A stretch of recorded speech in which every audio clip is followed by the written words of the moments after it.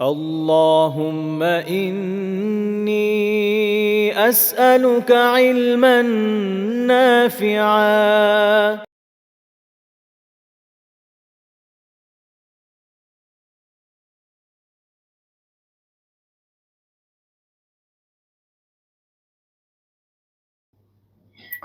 আসসালামু আলাইকুম রহমতুল্লাহ। আশা করি সবাই ভালো আছেন। বিসমিল্লাহির রহমানির রহিম। আলহামদুলিল্লাহি রাব্বিল আলামিন ওয়াসসালাতু ওয়াসসালামু আলা রাসূলিল কারীম ওয়া আলা আলিহি ওয়া সাহবিহি আজমাইন, আম্মা বাদ। সবাইকে স্বাগত জানাচ্ছি আমাদের কবিরা গুনাহ বিষয়ক আজকের দর্সে। আল্লাহ তাআলার অনেক শুকরিয়া যে আলহামদুলিল্লাহ আমরা এই বিষয়ে অনেকগুলো টপিক ইতিমধ্যে আলোচনা করে ফেলেছি। আজকে আমাদের প্রথম যে আলোচ্য অধ্যায় তা হচ্ছে বাবু মা জাআ ফি লামজি আহলি তাআতিল্লাহি ওয়াল ইস্তিহজাই বিদুআফাইহিম, অর্থাৎ আল্লাহ তাআলার আনুগত্যশীল বান্দাদের প্রতি লামস মানে হচ্ছে কটু কথা বলা, দোষ ধরা, উপহাসমূলক উক্তি করা, ইঙ্গিত করা, এগুলো। তো আল্লাহ তাআলার অনুগত বান্দাদের প্রতি দোষারোপ করা, খোঁচা মারা এবং ওয়াল ইস্তিহজা হচ্ছে ঠাট্টা বিদ্রুপ, এবং ঠাট্টা বিদ্রুপ করা বিদুআফাইহিম তাদের মধ্যে যারা দুর্বল তাদেরকে নিয়ে। অর্থাৎ ব্যাপকভাবে যারা আল্লাহ তাআলার অনুগত বান্দা রয়েছেন, যারা নেককার দিনদার বান্দারা রয়েছেন, তাদেরকে বিভিন্নভাবে দোষারোপ করা, খোঁচা মারা, বিশেষভাবে তাদের মধ্যে যারা দুর্বল তাদেরকে নিয়ে ঠাট্টা বিদ্রুপ করা। কারণ যারা অতি সবল শক্তিশালী বা যাদের আর্থিক অবস্থা ভালো, তাদের আসলে ওই পর্যায়ে তো ঠাট্টা বিদ্রুপ আবার করা যায় না, তাই না? তাদের তো একটা স্ট্যাটাস থাকে। তো যারা দুর্বল তাদের সাথে আবার করা যায়, তাই না? তো দেখা যায় এদের সাথে মানুষ একটু বেশি মজা নেয়। তো এগুলো যে হারাম, এই বিষয়ক অধ্যায় হচ্ছে আমাদের আলোচ্য অধ্যায়টি, অর্থাৎ প্রথম যে অধ্যায়টা আমরা আলোচনা করতে যাচ্ছি। এই অধ্যায়ে শায়খ রাহিমাহুল্লাহ তাআলা একটা হাদিস শুধু উল্লেখ করেছেন, সহিহ বুখারীর একটা হাদিস।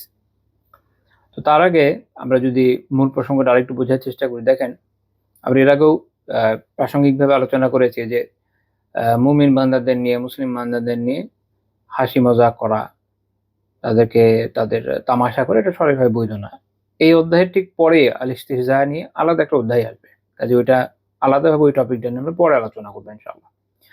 ব্যাপকভাবে এটা মনে রাখা উচিত যে একে অপরকে কটু কথা বলা, একজন মুমিনকে কটু কথা বলা, তার দিনদারিতার জন্য তাকে লাঞ্ছিত করা, তার ব্যাপারে উল্টাপাল্টা বিভিন্ন মন্তব্য করা। অর্থাৎ সে খুব আলহামদুলিল্লাহ আল্লাহ তাআলার মেহেরবানিতে পারফেক্টলি দিন পালনের চেষ্টা করছে। যেমন আমরা অনেক ক্ষেত্রে দেখি যে এখন তো আলহামদুলিল্লাহ একটু বেড়েছে, মেয়েরা বোরকা পরে, কিন্তু আগে আরো কম ছিল। ইভেন এখন বাড়লেও একদিক থেকে যেমন প্র্যাকটিসিং যাদেরকে অ্যাপারেন্টলি মনে হয় এমন ধরনের মানুষের সংখ্যা যেমন বাড়ছে, তাদের বিপরীতে তাদের প্রতি হিংসাত্মক মনোভাব রাখে এমন লোকের পরিমাণও কিন্তু বাড়ছে।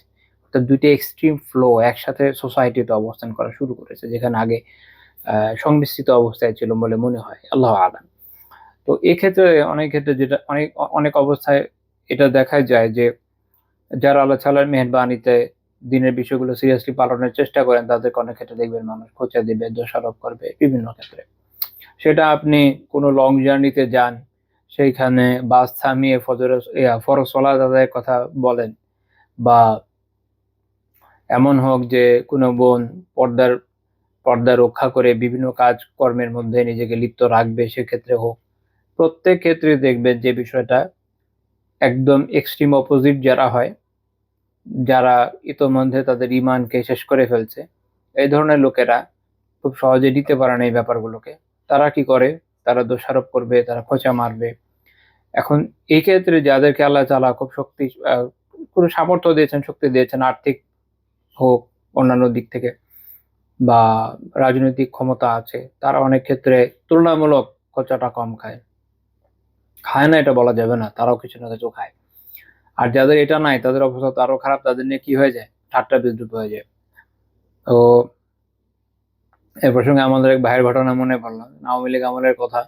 তো আপনারা জানেন বাংলাদেশ আওয়ামী লীগের নিজস্ব একটা জেলা আছে। তো উনি হচ্ছেন ওই জেলার লোক, তো এবং যাই হোক খুব কাছাকাছি তার বাসা ছিল। তো উনার ঘটনা সেটা হচ্ছে এরকম যে উনি ওই সময় কোনো একটা সরকারি অফিসের কোনো একটা কাজে ওনার নিজের মেয়েকে নিয়ে গিয়েছে, এবং মেয়ে আলহামদুলিল্লাহ ছোটবেলা থেকেই উত্তমভাবে পর্দা করে থাকে। তো সেইখানে উনি এটা যখন খুব সিরিয়াসলি মেনটেনের চেষ্টা করছেন, বিশেষ করে ফিঙ্গারপ্রিন্ট এবং অন্যান্য বিষয়গুলোতে, অনেক ক্ষেত্রে দেখবেন অফিসে যারা থাকে তাদের স্বভাব থাকে এরকম যে হাতের আঙ্গুল ধরে চাপ দেওয়ার চেষ্টা করবে, কেন, ওটার কি দরকার, দেখিয়ে দেন। না বুঝলে সে নিজেই ট্রাই করবে, তাকে তো সময় দেন, তাকে তো আপনি আজকে দিয়েছেনই, অ্যাপয়েন্টমেন্ট দেওয়া হয়েছে। তো যাই হোক, তো তারা যখন ওটা করতে গেছে উনি তাৎক্ষণিক বাধা দিয়েছেন, এটা করা যাবে না, আমি করে দিচ্ছি, কি করতে হবে বলেন। তাইতে তারা খুবই বিরক্ত হয়েছে। বিরক্ত হয়ে যখন জিজ্ঞেস করেছে যে আপনার বাড়ি কোথায়, উনি যখন বাড়ি এবং নিজের পরিচয় দিয়েছেন, এর একদম চুপ হয়ে গেছে।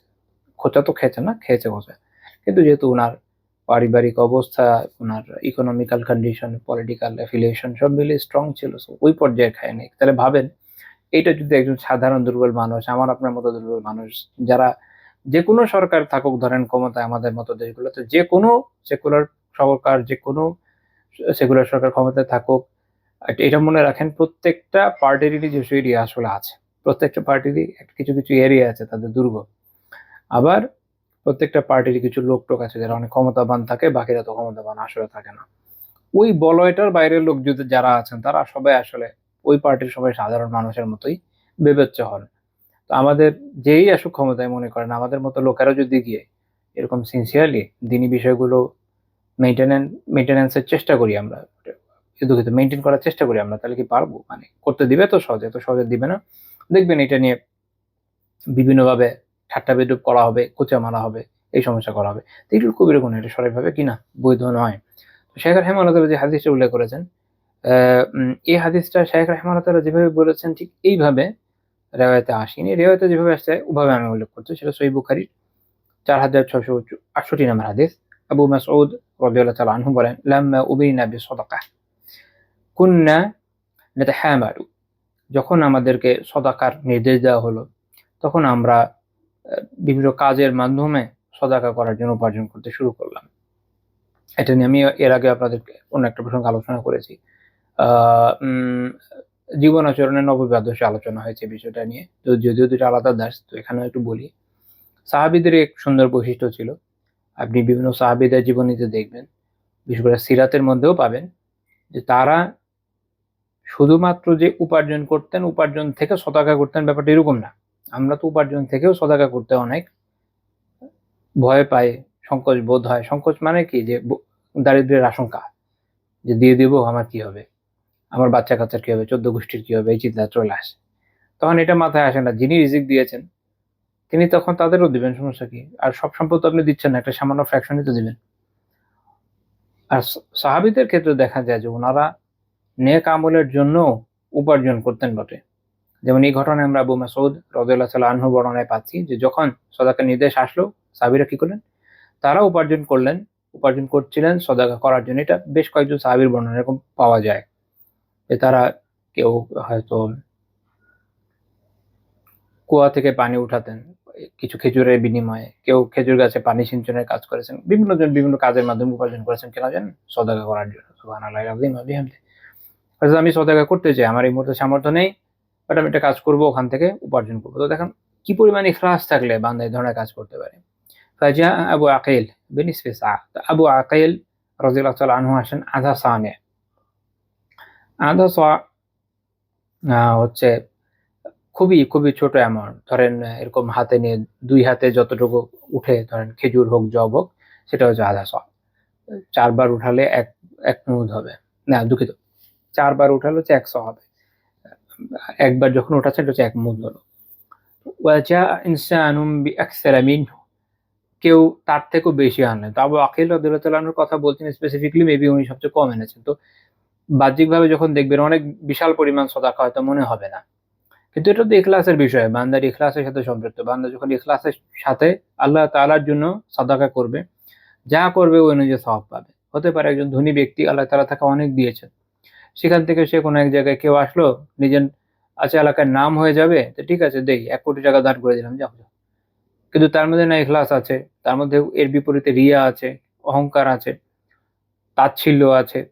তার ওই 1 কোটির কোনো ভ্যালু নাই আল্লাহ তাআলার কাছে, বরং ওইটার জন্য আল্লাহ তাআলার কাছে ধরা খাওয়া লাগতে পারে।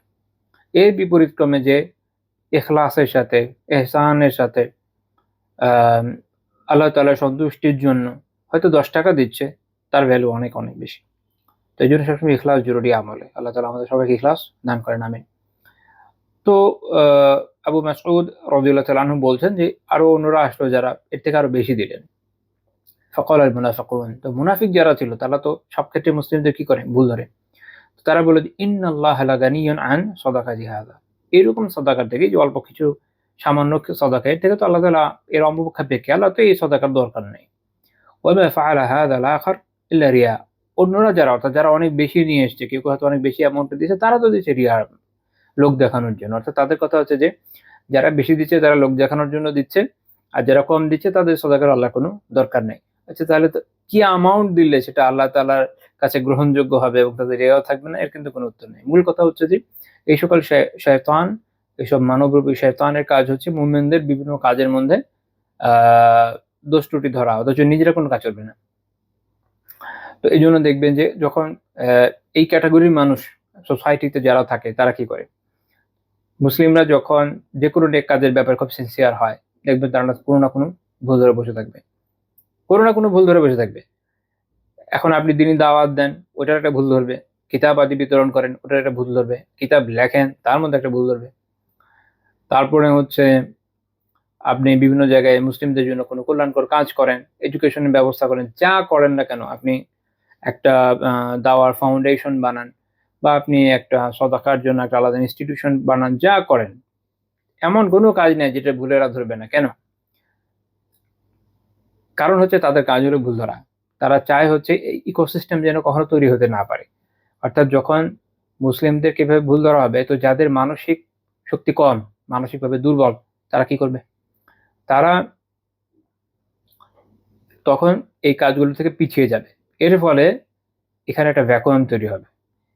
ওইটা এদেরকে শক্তি যোগাবে এই জায়গাগুলোকে দখল করার জন্য। এর ফলে মুসলিমরা ক্ষতিগ্রস্ত হবে। তাদের আল্টিমেট লক্ষ্য তো এই জায়গা। আল্টিমেট লক্ষ্য এটা। মনে রাখেন দুনিয়ার সবার ভুল হয়। ভুল হতেই পারে, অস্বাভাবিক কিছু না। কিন্তু মুসলিমদের কাজ হলো ভুল হলে যদি আসলেও দেখা যায় ভুল হচ্ছে, আল্লাহ তাআলার সন্তুষ্টির জন্য তা স্বীকার করে নেয় এবং শুধরে নেওয়া, শেষ। কাজ বন্ধ করে দেয় না। এটা কাফেররা চায়, মুশরিকরা চায়, মুনাফিকিনরা চায়, ফাসিক ফাজিররা চায়, এমনকি যাদের মধ্যে নিচু মানসিকতা আছে কিন্তু আলহামদুলিল্লাহ নেক আমল করে, ঐরকম লোকেরাও চায়। কারণ সবারই মূল উদ্দেশ্য কেউ শয়তানের সরাসরি আনুগত্য করার মাধ্যমে আর কারো পরোক্ষভাবে আনুগত্য করার মাধ্যমে এবং নফসের আনুগত্যের মাধ্যমে এদের উদ্দেশ্য এটাই হয় যে যেন দেরি করুক, খেদমা বন্ধ হয়ে যায়। এতে লাভ কার? শয়তানের লাভ। কেউ হতে পারে এরকম যে না, সে আসলে নেককার, তারপরে সে তাহলে শয়তানের এই পারপাস গুলো সার্ভ করছে। তখন বলতে হবে বেনিফিট অফ ডাউট দিয়ে যে ওকে, হয়তো না বুঝে কত কাজ সে করেছে, কিন্তু আলটিমেট কাজ কিন্তু এটাই হয় যে মুমিনদের কাজকে বন্ধ করে দেওয়া। এটা করা যাবে না। সবসময় দৃঢ়তার সাথে থাকতে হবে। মনে রাখে যে দাওয়ার ময়দান, দিনের ময়দান কঠিন জায়গা। দুনিয়াতে সকল নবী অত্যাচারিত, নিগৃহীত, নিপীড়িত হয়েছেন বলা যায় আদম আলাইহিস সালামকে বাদ দিয়ে। কারণ আদম আলাইহিস সালাম তো প্রথম ছিলেন, বা এর মাঝখানে সুলাইমান আলাইহিস সালামের মতো ব্যক্তিত্ব বা দাউদ আলাইহিস সালামের মতো ব্যক্তিত্ব যাদেরকে আল্লাহ তাআলা রাজত্ব দিয়েছেন, এরকম কিছু কিছু এক্সেপশনাল কেস ছাড়া বাকি সব নবীদেরকে দেখবেন খুব কঠিন কঠিন পরীক্ষার উপর দিয়ে যেতে হয়েছে তাদেরকে। ইনারাও পরীক্ষায় গিয়েছেন, বাট ডিফারেন্ট টাইপের আরকি। যেহেতু আল্লাহ তাআলা তাদেরকে রাজত্ব দিয়েছেন। অধিকাংশ নবীর হিসাবে বলা যেতে পারে যে প্রায় সব নবী এরকম কষ্টের উপর দিয়ে তো গিয়েছেন বটে। সেইখানে আমরা আলহামদুলিল্লাহ দাওয়া করতে গিয়ে তুলনামূলক তো অনেক আরামেই আছি। আল্লাহর শুকরিয়া যে আরামে আছে আলহামদুলিল্লাহ। তারপর আমরা অনেক বেশি চাই যে না, আমাদের কোনো বিপদই হবে না, কোনো ধরনের পরীক্ষা হবে না। তা কি হয়? সেটা তো হবে না। তো যাই হোক, এটা মনে রাখতে হবে এইজন্য যে মুনাফিকিনদের এই সকল কথায় থেমে যাওয়া যাবে না, এবং যারা এই ধরনের কাজগুলো করছে তারা বিভিন্ন ধরনের কবিরা গুনাহে লিপ্ত থাকে। একটা হচ্ছে অ্যাকচুয়াল গঠনমূলক সমালোচনা, এইজন্য যে আমি এই সমস্যাটা দেখতে পাচ্ছি এদের মধ্যে আছে, বলে দিয়ে যেন ঠিক হয়ে যায়। সেটা তো এটা তো একটা নাসিহা, সেটা খুব ভালো। কিন্তু এভাবে ভুল ত্রুটিকে আলাদাভাবে ধরা এইজন্য যেন কাজগুলো বন্ধ হয়ে যায়, যেন মুমিনরা তাদের নেক কাজ থেকে বিরত হয়। এটা হচ্ছে মুনাফিকদের লক্ষণ, এবং এটা হচ্ছে কি? এটা হচ্ছে কবিরা গুনাহ। আল্লাহ তাআলা বলেন, এই প্রসঙ্গে আল্লাহ তাআলা আয়াত নাযিল করলেন সূরা তাওবার 19 নম্বর আয়াত। তিনি বলেন, আল্লাযীনা ইয়ালমিজুনা আল মুতাওয়িঈনা মিনাল মুমিনিনা ফি সাদাকাত, মুমিনদের মধ্যে যারা স্বতঃস্ফূর্তভাবে সাদাকা দেয়। ওয়াল্লাযীনা লা ইয়াজিদুনা ইল্লা জুহদাহুম, এবং যারা নিজ শ্রম ছাড়া কিছুই পায় না। সাদাকা দেয়, দুইটা গুণ দিয়ে বলেছেন আল্লাহ তাআলা। যারা সদাকা দেয় কিভাবে? স্বতঃস্ফূর্তভাবে, এটা বলা যায় আল মুতাওয়িঈন, যে উদ্দেশ্য হচ্ছে এটা হলো তাতাউউ থেকে আসছে, এবং শওকানী রাহিমাহুল্লাহ ব্যাখ্যা করছেন এর মানে হচ্ছে যারা তাদের সম্পদ থেকে স্বতঃস্ফূর্তভাবে, ইচ্ছাকৃতভাবে বিভিন্ন ধরনের সদাকা দিয়ে থাকে। এটা কোনো ফরজ ওয়াজিব সদাকা না। আমরা দেখলাম যে কষ্ট করে উপার্জন করে দিচ্ছেন, তাহলে তো এটা কি না? যাকাত তো নিশ্চয়ই না। ওকে, নফল সদাকা। তো যারা এইজন্য বলা হয়েছে যে যারা কেউ এরকম অনুবাদ করেছেন যে নফল সদাকা দেয়, এবং যারা নিজের শ্রম ছাড়া কিছুই পায় না, মানে শ্রম দিয়ে যা উপার্জন করছেন তাই। তো তাদের যারা দোষারোপ করছে, আল্লাহ তাআলা বলছেন ফায়াসখারুনা মিনহুম সাখিরাল্লাহু মিনহুম ওয়া লাহুম আযাবুন আলীম, এবং যারা তাদেরকে নিয়ে অতঃপর যারা তাদেরকে নিয়ে উপহাস করে। এক হচ্ছে যে তারা এদের দোষারোপ করছে বিভিন্নভাবে, দুই হচ্ছে তাদের নিয়ে উপহাস করছে। আল্লাহ তাআলা বলছেন সাখিরাল্লাহু মিনহুম ওয়া লাহুম আযাবুন আলীম, আল্লাহ তাদের নিয়ে উপহাস করেন আর তাদের জন্য রয়েছে যন্ত্রণাদায়ক শাস্তি। ইমাম শাওকানী রাহিমাহুল্লাহ তাআলা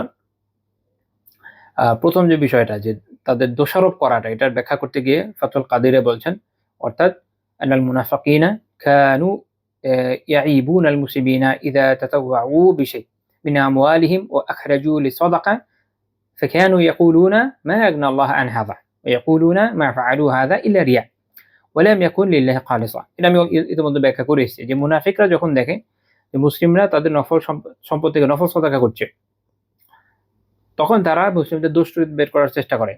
বলে যে এই যে অল্প সম্পদ দিচ্ছে, আল্লাহ তো অমুখাপেক্ষী, এটা আল্লাহর তো কোনো দরকার নেই। যারা বেশি দিচ্ছে তাদের ব্যাপারে বলে তো রিয়া দিয়ে করছে, এবং তারা তাদের সাথে কি করে? তাদের উপহাস করার চেষ্টা করে। আল্লাহ তাআলা বলছেন যে আল্লাহ তাআলা তাদের সাথে উপহাস করেন। ব্যাখ্যা ইমাম শাওকানী রাহিমাহুল্লাহ বলছেন আই জাযাহুম আলা মা ফাআলুহু মিন আস-সুখরিয়্যা বিল মুমিনিনা মিসল যালিক, অর্থাৎ আল্লাহ তাআলা তাদের জাযা বা প্রতিদান হিসাবে তারা মুমিনদের সাথে যেরকম উপহাস করেন ওইরকমটা তাদের সাথে করে।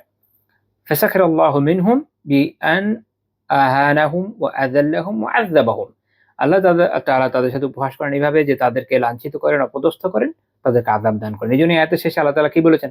যে তাদের জন্য আছে ওয়ালাহুম আযাবুন আলীম, তাদের জন্য আছে যন্ত্রণাদায়ক শাস্তি।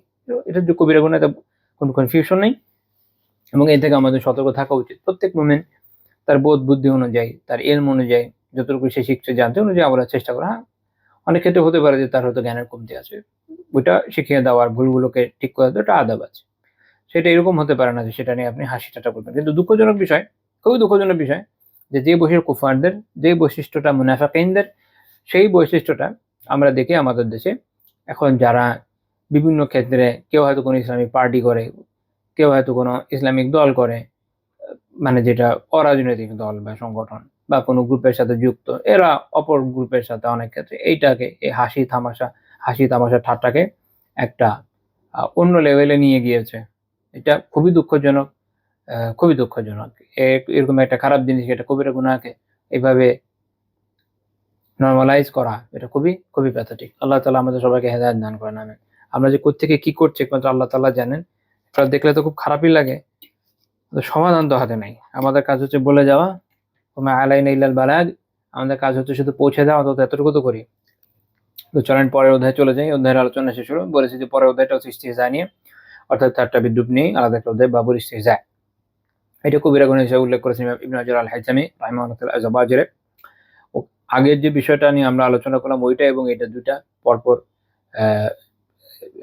একই অধ্যায়ে আসছে। সেটা হচ্ছে 251 নম্বর অধ্যায়, ওনার যে কিতাব আজ-জাওয়াজির, ওখানে সুখরিয়া ওয়াল ইস্তিহজা বিল মুসলিম। তো শেখ মুহাম্মদ বিন আব্দুল ওয়াহাব রাহিমাহুল্লাহ তাআলা এ প্রসঙ্গে বেশ কিছু আয়াত এবং হাদিসকে উল্লেখ করেছেন। আমরা একটু ওনার কিতাব থেকে দেখি। প্রথম যে আয়াতটি উনি উল্লেখ করেছেন সেটা সূরা মুতাফফিফিনের 29 নম্বর আয়াত, ইন্নাল্লাযীনা আজরামু কানু মিনাল্লাযীনা আমানু ইয়াযহাকুন, নিশ্চয়ই যারা অপরাধ করেছে, যারা জুলুম করেছে বা অপরাধ করেছে, উর্দুতে ওই শব্দটা এভাবে আসে, বাট বাংলাতে এভাবে আসেনি। তো যারা অপরাধ করেছে তারা মুমিনদের উপহাস করত। তাহলে এই মুমিনদের উপহাস করা, মুমিনদের ঠাট্টা বিদ্রূপ করা, উপহাস করা কি? অপরাধ।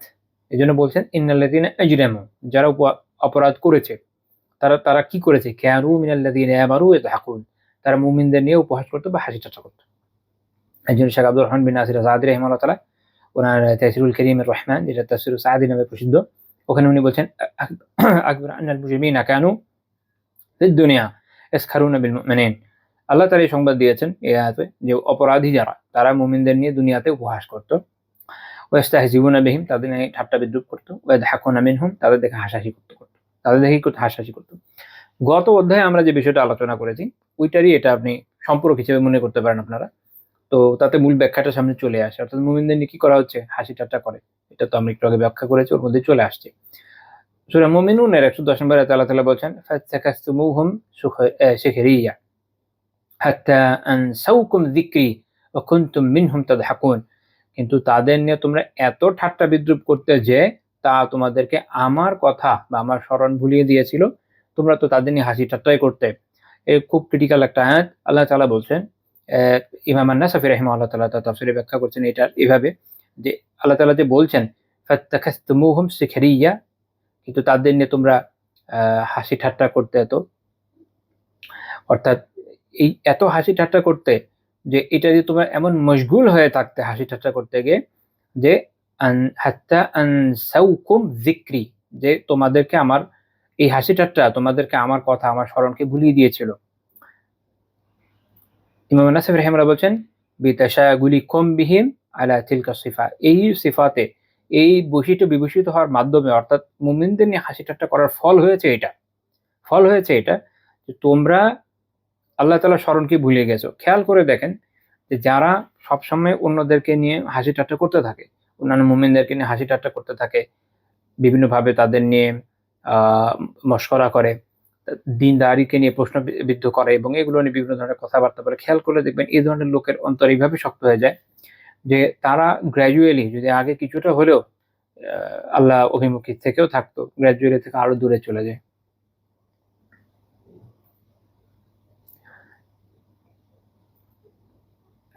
এটা আসলে একটা যেন গায়েবী আযাব হয়ে যায়, ফলে তারা আসলে আল্লাহ তাআলার দিকে আর ফেরত আসতে পারে না। এটাই তাদের একটা ব্যস্ততার কার্যকারণ হয়ে যায় যে তারা সবসময় হাসি ঠাট্টার মধ্যেই নিমগ্ন থাকে। এমনিতেও বেশি হাসি অন্তরকে মেরে ফেলে বলে হাদিসে এসছে। তার উপর মুসলিমদেরকে নিয়ে, মুমিনদেরকে নিয়ে, তাদের দিনদারিতা নিয়ে যখন এইভাবে মানুষ হাসি ঠাট্টা করতে থাকে, ধীরে ধীরে ধীরে তার অন্তর অনেক শক্ত হয়ে যায় এবং এর ফলে সে আল্লাহ তাআলার জিকির থেকে গাফেল হতে থাকে এবং তার অন্তর এর ফলে ওই যে জিকির থেকে গাফেল হলো, এর ফলে অন্তর আরো শক্ত হতে থাকে। এটা একটা চেইনের মতো, চেইন রিয়াকশন চলতে থাকে। এই জন্য আল্লাহ তাআলা বলছেন ওয়াকুনতুম মিনহুম তাদহাকুন, তোমরা তো তাদের নিয়ে হাসি ঠাট্টাই করতে, অর্থাৎ তোমাদের কাজই তো ছিল এটা। এর ফলে যেটা হয়েছে তোমরা গ্র্যাজুয়ালি আল্লাহ তাআলার জিকির থেকে আরো দূরে চলে গেছো। আল্লাহ তাআলা আমাদের হেফাজত করেন।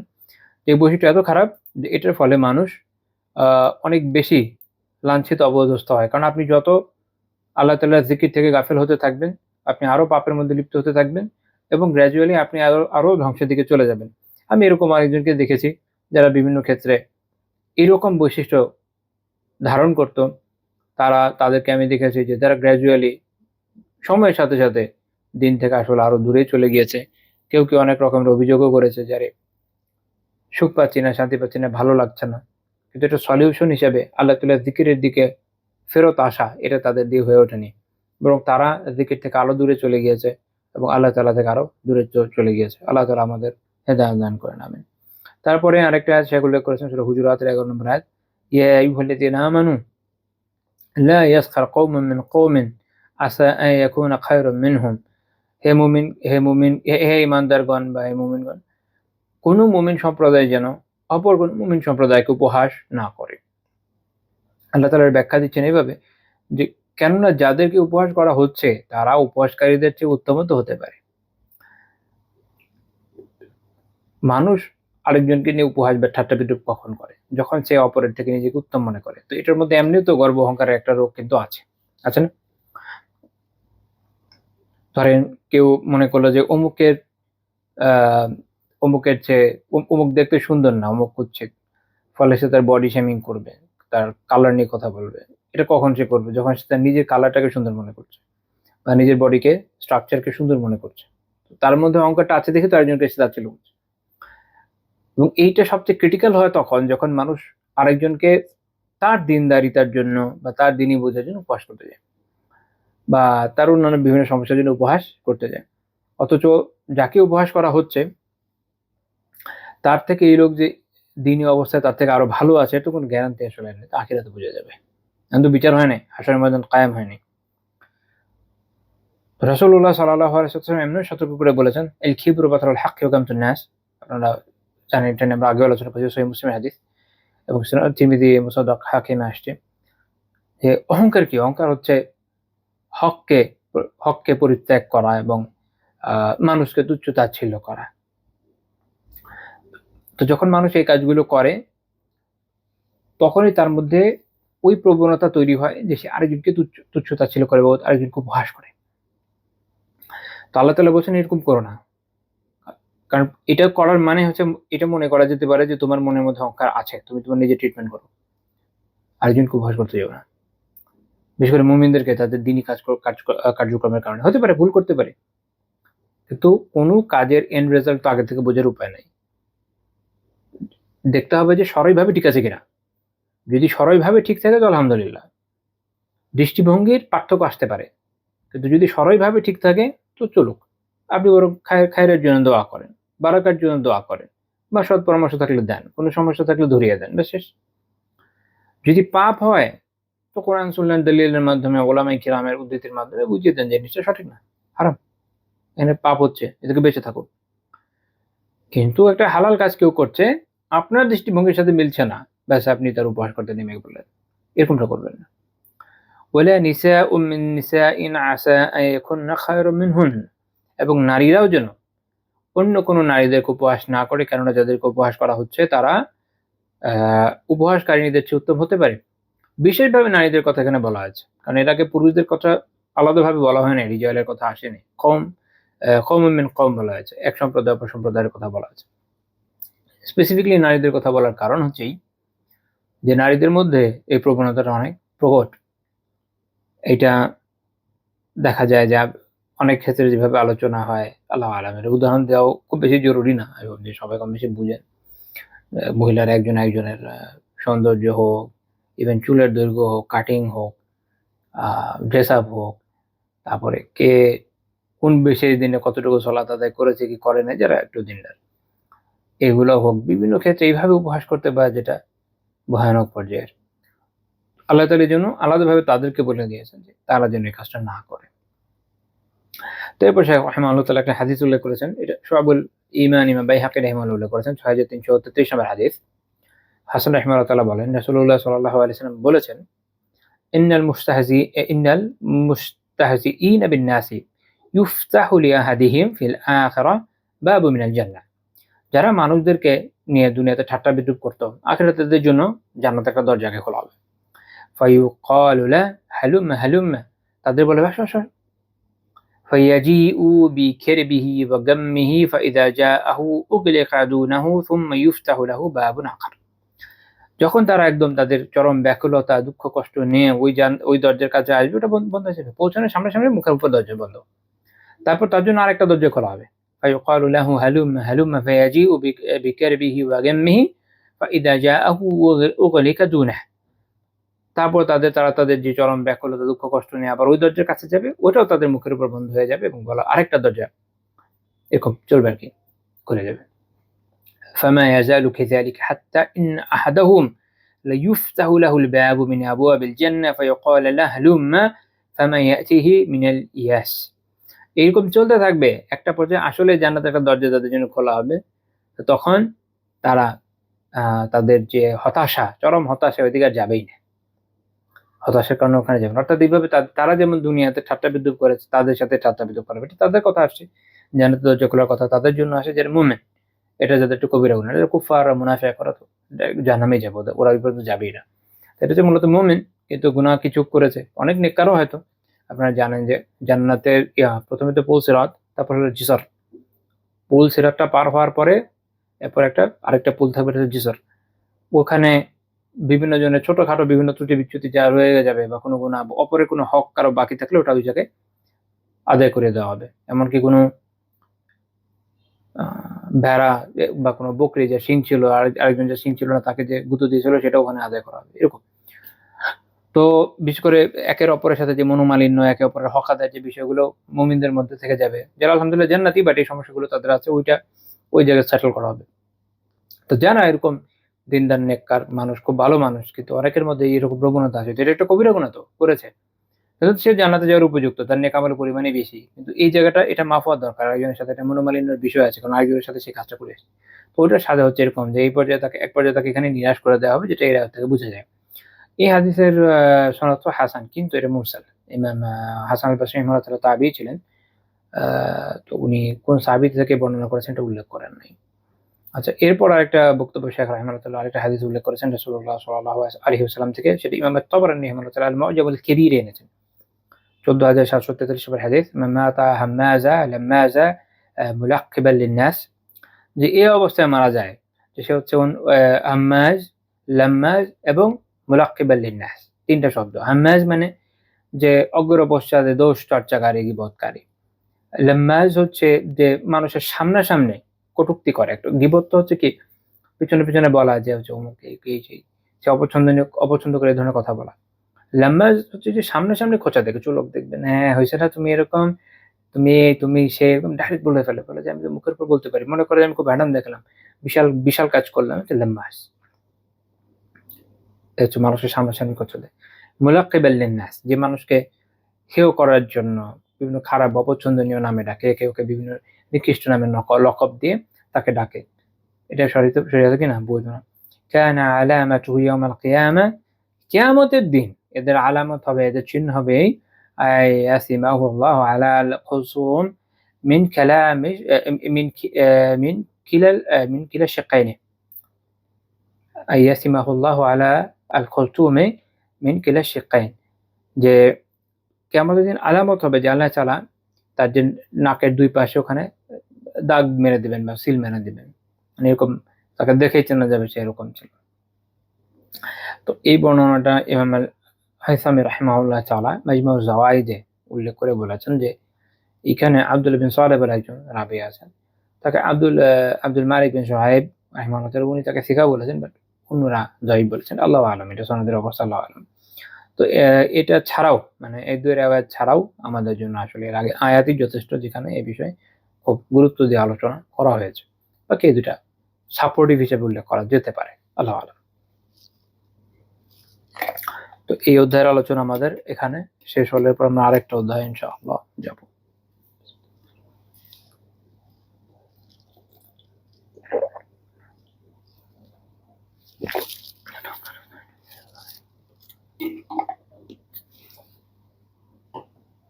পরে যে অধ্যায়টা এটা হচ্ছে বাবু বাবু বাবু তারওয়িল মুসলিম। আচ্ছা, বাবু তারওয়িল মুসলিম হবে, বাবু তারওয়িল মুসলিম, মুসলিমকে ভয় দেখানো। তারওয়ি মানে তাখওয়িফ, ভয় দেখানো, আতঙ্কিত করা, এটা নিষেধাজ্ঞার বিষয় অধ্যায়। অর্থাৎ কোনো মুসলিমকে আতঙ্কিত করা, তাকে ভয় দেখানো, এটা শরীয়তে কি হারাম। ইমাম হাইতামি রাহিমাহুল্লাহ তাআলা জাওয়াজিরে 318 319 অধ্যায়ে আলোচনা করেছেন দুইটা বিষয়। একটা হচ্ছে তারবিউল মুসলিম ওয়াল ইশারাতু ইলাইহি বিসিলাহ আও নাহওয়িহি, মুসলিমকে ভয় দেখানো, আতঙ্কিত করা এবং তাকে অস্ত্র বেগুলা দিয়ে তার দিকে ইশারা করা, মূলটা ব্যাপক। এই জন্য শেখ রাহিমাহুল্লাহ তাআলা এই শব্দটা প্রথমে এনেছেন তারবিহ, কারণ এটা দিয়ে উদ্দেশ্য হচ্ছে যখন আপনি বলছেন যে ভয় দেখানো নিষেধ, তাহলে এটা ব্যাপক, এটা শুধু অস্ত্র দিয়ে সীমাবদ্ধ নয়।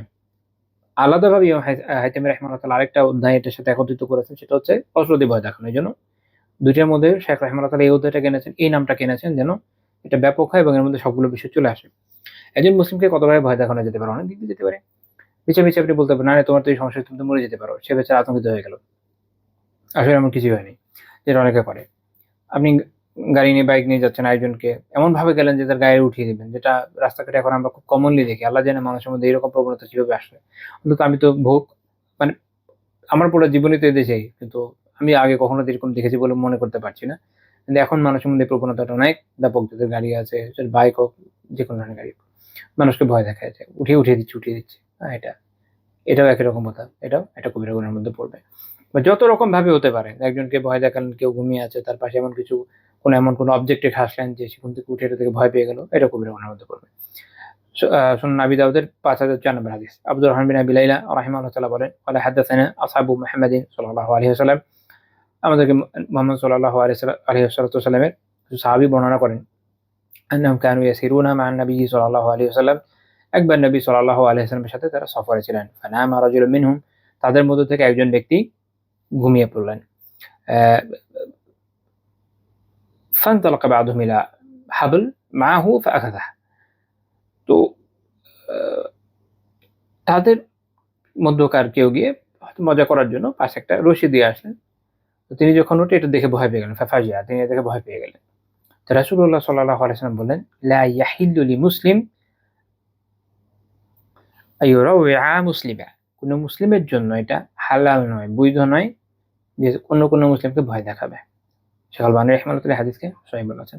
তো এই হাদিস থেকেই বোঝা যাচ্ছে যে কোনো মুসলিমকে তুচ্ছ থেকে তুচ্ছ বস্তু দিয়ে এরকম ভয় দেখানো, আতঙ্কিত করা কিনা জায়েজ না।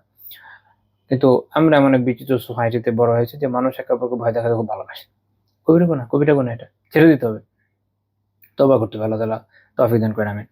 দেখা যায় যে কেউ কাউকে হঠাৎ করে এসে ভয় দেখিয়ে দিচ্ছে, এটা দিয়ে ভয় দেখাচ্ছে, ওটা দিয়ে ভয় দেখাচ্ছে, অসুস্থতা নিয়ে ভয় দেখাচ্ছে, টাকা পয়সা নিয়ে ভয় দেখাচ্ছে, বিভিন্নভাবে অর্থাৎ আতঙ্কিত করার যত রকমের ফর্ম হতে পারে কম বেশি সবগুলি আমাদের এখানে ক্রিয়াশীল আছে। অথচ একজন মুসলিমকে ভয় দেখানো জায়েজ না, এটা হালাল না, এটা কোনোভাবে করা যাবে না। আচ্ছা, তো এই আলোচনার পরের অধ্যায় হচ্ছে বাবুল মুতাশাব্বিই বিমা লাম ইউতা, যে বস্তু দেওয়া হয় নাই সেটা পেয়ে একদম পরিতৃপ্ত হয়ে যাওয়ার, অভিনয় করা, ভান করার অনুচ্ছেদ। অর্থাৎ কাউকে যদি কিছু না দেওয়া হয়, সেটাকে কেউ তাকে এটা দেয়নি যে এটা তোমাকে দিলাম, কিন্তু সে অন্যকে যদি বলে যে না আমার এটা আছে, এই জিনিস আমার আছে, আমি এটা পেয়েছি বা অমুক আমাকে এটা দিয়েছে, তখন এটাকে এমনিতে তো মিথ্যা বুঝেই যাচ্ছে। তো এই কাজটা কি, এটা জায়েজ না, এটা কবিরা গুনাহ। সহিহ বুখারীর 5219 নম্বর হাদিস। আসমা রাদিয়াল্লাহু তাআলা আনহা বলেন, আন্না ইমরাআতান ক্বালাত ইয়া রাসূলুল্লাহ, একজন নারী বললেন, ইয়া রাসূলুল্লাহ, ইন্নালি দাররাহ, আমার একজন সতীন আছে, ফাহাল আলাইয়া জুনাহ ইন শাব্বাতু মিন যাওজি গায়রা আল্লাযী ইউতিনি, আমার স্বামী আমাকে দেয় নাই, এমন কোনো কিছু আমার কাছে আছে বা আমাকে দিয়েছে, এটা যদি আমি বাড়িয়ে বলি, তাহলে এটা কি এমন কোনো সমস্যা হবে, এটা কি পাপ হবে? তো রাসূলুল্লাহ সাল্লাল্লাহু আলাইহি ওয়াসাল্লাম বলেন, আল মুতাশাব্বিউ বিমা লাম ইউতা কালাবিসি সাওবাই জুর, যে যে যে মুতাশাব্বি, যে এরকম ভান করে যে আমাকে এটা আসলে দেওয়া হয়েছে, একটু আগে যে ব্যাখ্যা করলাম শব্দটা, যে আমি এটা পেয়ে একদম মানে খুব খুশি হয়ে গেছি, তৃপ্ত হয়ে গেছি, এরকম পর্যায়ে দেওয়া হয়েছে, কিন্তু আসলে তাকে দেওয়া হয়নি, এটা সে ভান করছে। আল মুতাশাব্বিউ বিমা লাম ইউতা, এরকম যে সে হচ্ছে ওই ওই ব্যক্তির মতো বা ওই প্রতারকের মতো যে প্রতারণার জন্য দুই প্রস্ত মিথ্যার পোশাককে পরিধান করলো।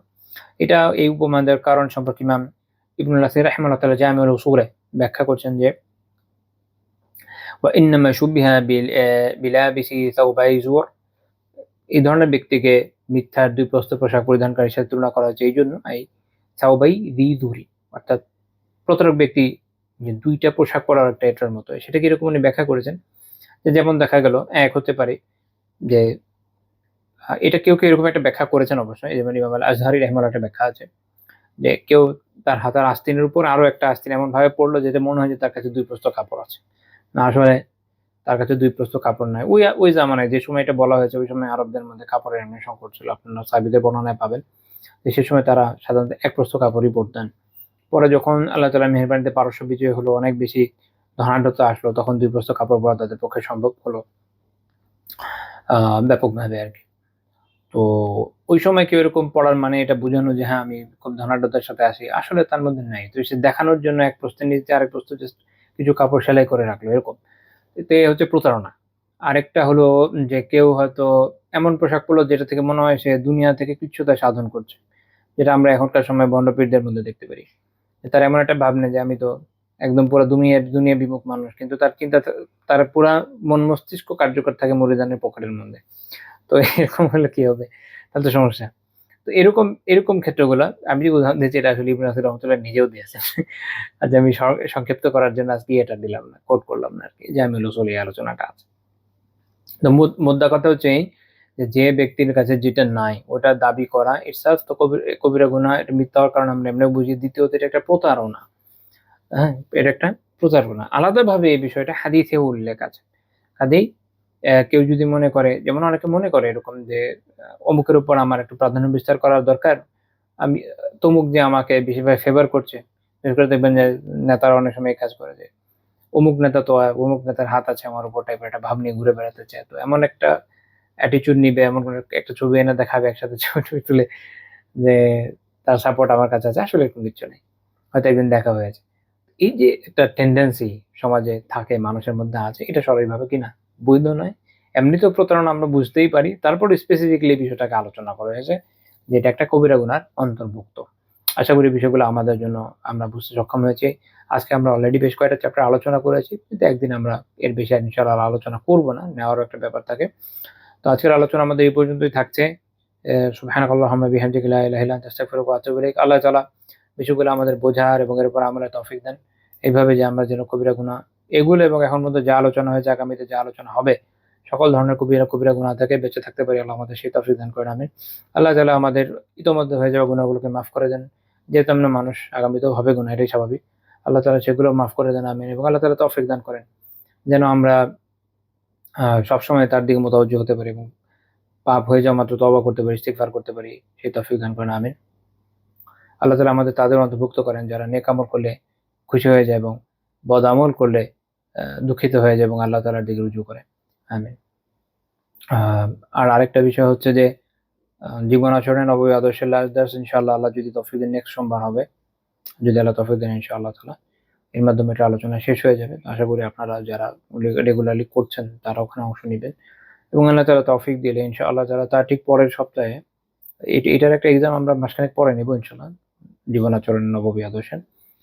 আর আগামী সপ্তাহ এই সোমবার শেষ হয়ে গেলে তারপরের সোমবার থেকে ইনশাআল্লাহ আমরা আরেকটা কিতাবের দ্বারা শুরু করব, সেটা হচ্ছে মিশকাতুল মাসাবিহ। যারা গত রমাদানে ছিলেন তারা জানেন মিশকাতুল মাসাবির সম বিষয়ক অধ্যায় থেকে আমরা আলোচনা করেছিলাম হাদিসগুলো। আল্লাহ তাআলা তৌফিক দিলে ইনশাআল্লাহ তাআলা গ্র্যাজুয়ালি আমরা পুরো কিতাবটাকে কভার করার চেষ্টা করব এবং এই কিতাবে বিভিন্ন বিষয়ক যে হাদিসগুলো আছে এগুলোকে একত্রে আলোচনার চেষ্টা করব। আল্লাহ তাআলা আমাদের তৌফিক দান করেন। আমিন। আসসালামু আলাইকুম ওয়া রাহমাতুল্লাহি ওয়া বারাকাতুহু।